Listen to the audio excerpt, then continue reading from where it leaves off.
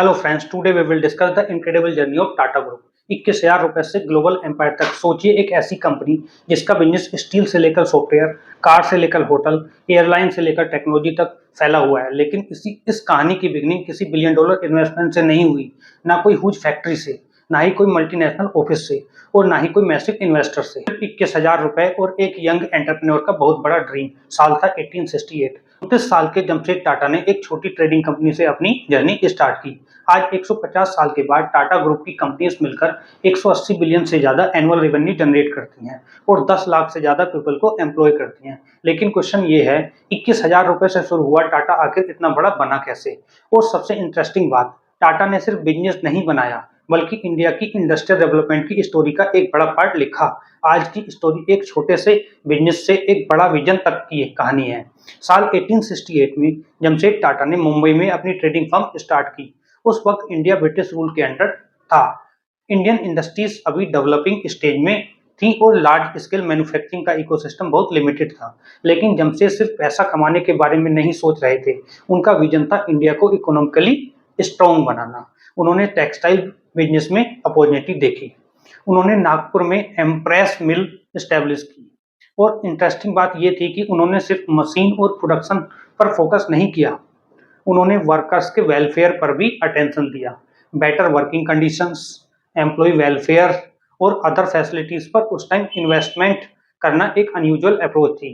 यानी टाटा का अर्ली यानी टाटा का अर्ली लेसन सिंपल था, बिजनेस सिर्फ मशीन से नहीं, पीपल से बनता है। लेकिन जमशेद जी का ड्रीम टेक्सटाइल तक लिमिटेड नहीं था। उनके माइंड में इंडिया के फ्यूचर के लिए तीन जाइंट आइडियाज थे: स्टील, पावर और साइंटिफिक एजुकेशन। और यहीं से टाटा की रियल डेवलपमेंट स्टोरी स्टार्ट होती है। जमशेद जी टाटा का ड्रीम था कि इंडिया अपने स्टील खुद प्रोड्यूस करे। उस टाइम लोगों को ये आइडिया ऑलमोस्ट इम्पॉसिबल लगता था, लेकिन टाटा फैमिली ने रिस्क लिया और 1907 में Tata iron and steel company establish हुई, जो आगे चलकर टाटा स्टील बनी। एक इंटरेस्टिंग फैक्ट, स्टील प्लांट के साथ एक प्लांट इंडस्ट्रियल सिटी बना, डेवलप हुआ, और उस सिटी का नाम बाद में जमशेदपुर के नाम पर फेमस हुआ। आज भी जमशेदपुर इंडिया की मेजर इंडस्ट्रियल सिटीज में काउंट होता है। लेकिन जमशेद जी का एक और ड्रीम था, इंडिया के लिए रिलायबल इलेक्ट्रिसिटी। उनके विजन को उनके सक्सेसर ने कंटिन्यू किया और 1910 के अराउंड टाटा पावर की फाउंडेशन हुई। और तीसरा ड्रीम था world class scientific education. Jamshed Tata ने इंडियन इंस्टीट्यूट ऑफ साइंस जैसे इंस्टीट्यूट के विजन को सपोर्ट किया। आईआईएससी का एस्टेब्लिशमेंट उनकी डेथ के कुछ साल बाद हुआ और फर्स्ट स्टूडेंट ने 1911 में एडमिशन लिया। सोचिए, एक बिजनेसमैन टेक्सटाइल से स्टार्ट करता है, फिर स्टील, फिर पावर, फिर एजुकेशन। और व्हाई? बिकॉज जमशेद जी को पता था, एक strong country need strong industries and strong energy and strong knowledge. Tata की यही फिलॉसफी टाटा को दूसरे बिजनेस से अलग बनाती है। साल 1930 में मुंबई में एक आइकॉनिक होटल ओपन हुआ, द ताजमहल प्लेस। उस टाइम लग्जरी हॉस्पिटलिटी इंडिया में आज जितनी डेवलप नहीं थी, लेकिन टाटा ने वर्ल्ड क्लास हॉस्पिटलिटी का विजन लेकर ताज को स्टैब्लिश किया। फिर आया एविएशन का एरा। जेआरडी टाटा, जिन्होंने टाटा ग्रुप को डिकेड तक लीड किया, एविएशन के पैशनेट सपोर्टर थे। टाटा की एविएशन जर्नी ने इवेंचुअली इंडिया की एयरलाइन सेक्टर की डेवलपमेंट स्टोरी में इंपॉर्टेंट रोल प्ले किया। और फिर 1868 में एक और रिवोल्यूशनरी स्टेप हुआ, टाटा कंसल्टेंसी सर्विस यानी टीसीएस की फाउंडेशन हुई। उस वक्त आईटी इंडस्ट्रीज आज जैसी जायंट इंडस्ट्रीज नहीं थी, इंटरनेट भी नहीं था, स्मार्टफोन नहीं था, एआई नहीं था, लेकिन टाटा ने टेक्नोलॉजी का फ्यूचर अर्ली रिकॉग्नाइज किया। आज टीसीएस दुनिया का लार्जेस्ट आईटी सर्विस कंपनियों में से एक है। यानी टाटा बार बार एक ही पैटर्न फॉलो कर रहा है, आज की प्रॉब्लम सोल्व करने के साथ साथ कल की अपॉर्चुनिटी को भी आइडेंटिफाई करना।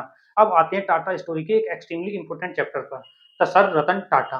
1991 में रतन टाटा टाटा सन्स के चेयरमैन बने। ये पीरियड इंडिया के लिए भी हिस्टोरिक था। इंडियन इकोनॉमी रिफॉर्म कर रही थी और मूव कर रही थी, कंपटीशन बढ़ने वाली थी, ग्लोबल कंपनीज इंडिया में एंटर कर रही थी। ऐसे एनवायरनमेंट में टाटा ग्रुप को भी ट्रांसफॉर्म होना था। रतन टाटा के लीडरशिप में टाटा ग्रुप ने ग्लोबल एक्सपेंशन पर स्ट्रॉन्ग फोकस किया। और फिर टाटा ने कुछ बोल्ड इंटरनेशनल एक्विजिशन किए, जैसे Corus, Jaguar and Land Rover. ये एक्विजिशन सिर्फ हेडलाइंस नहीं था, इन्होंने एक इंपॉर्टेंट मैसेज दिया कि इंडियन कंपनीज भी ग्लोबल ब्रांड को एक्वायर कर ऑपरेट कर सकती हैं। 2008 में रतन टाटा मोटर्स ने जैगुआर लैंड रोवर को एक्वायर किया। इसी पीरियड में टाटा का एक और ड्रीम भी हेडलाइंस में आया, टाटा नैनो। टाटा का लो कॉस्ट कार के आइडिया के अराउंड डेवलप किया गया था। कॉमर्शियल नैनो सक्सेस अचीव नहीं कर पाई, लेकिन टाटा नैनो ने दुनिया के अटेंशन इंडिया की इंजीनियरिंग कैपेबिलिटी की तरफ जरूर अट्रैक्ट किया। यहीं से एक इम्पोर्टेंट लेसन मिलता है, हर एक्सपेरिमेंट सक्सेसफुल नहीं होता, लेकिन इनोवेशन का मतलब यही है, ट्राई करना, लर्न करना और नेक्स्ट अपॉर्चुनिटी के लिए रेडी रहना। आज टाटा ग्रुप एक कंपनी नहीं, ये मल्टीपल बिजनेस का एक मैसिव इकोसिस्टम है। टाटा मोटर्स ऑटोमोबाइल में भी है, टाटा मोटर्स स्टील इंडस्ट्री में भी है, टीसीएस टेक्नोलॉजी और आईटी सर्विस में है, टाटा कंज्यूमर्स प्रोडक्ट में है और टाइटन्स वॉचेस, ज्वेलरी और लाइफस्टाइल प्रोडक्ट में स्ट्रॉन्ग प्रेजेंस रखता है। इंडिया होटल कंपनीज ताज ब्रांड के थ्रू हॉस्पिटैलिटी बिजनेस में भी ऑपरेट करता है और टाटा का presence telecom, financial service, aerospace, infrastructure और अदर सेक्टर में भी है। टाटा ग्रुप का ऑफिशियल डाटा के अकॉर्डिंग 2024-25 में टाटा कंपनीज का कंबाइंड रेवेन्यू $180 बिलियन से भी ज्यादा था। कंपनीज कलेक्टिवली 1 बिलियन से ज्यादा एम्प्लॉय करती है। ग्रुप 100 से ज्यादा कंट्रीज में ऑपरेट करता है और एक फैसिनेटिंग फैक्ट, टाटा सन्स की इक्विटी का 66% फिलैंथ्रोपिक ट्रस्ट के पास है, जो एजुकेशन, हेल्थ केयर, लाइवलीहुड और कल्चर जैसे एरियाज को सपोर्ट करता है। यानी टाटा का बिजनेस मॉडल सिर्फ how many money we can make तक लिमिटेड नहीं है, उसके साथ एक और क्वेश्चन भी रहता है, what value we can create. तो टाटा की 150 ईयर की जर्नी से हमें क्या सीखने को मिलता है? पहला, start small but think big. 21,000 से शुरू हुआ बिजनेस ग्लोबल स्केल तक पहुंच सकता है। दूसरा, long term thinking matters. Steel plant से लेकर सॉफ्टवेयर टेक्नोलॉजी तक टाटा ने कई बार फ्यूचर अपॉर्चुनिटी को अर्ली आइडेंटिफाई किया। तीसरा, people and trust matter. Business में प्रोडक्ट और प्रॉफिट इंपॉर्टेंट है, लेकिन लॉन्ग टर्म रेपुटेशन एक पावरफुल एसेट होती है। तो सबसे इंपॉर्टेंट, सक्सेस सिर्फ कंपनी को बड़ा बनाना नहीं है, रियल सक्सेस तब होती है जब आपकी ग्रोथ का इम्पैक्ट सोसाइटी पर भी दिखे। ईयर 1868 में एक यंग एंटरप्रेन्योर ने 21,000 में एक स्मॉल ट्रेडिंग बिजनेस स्टार्ट किया।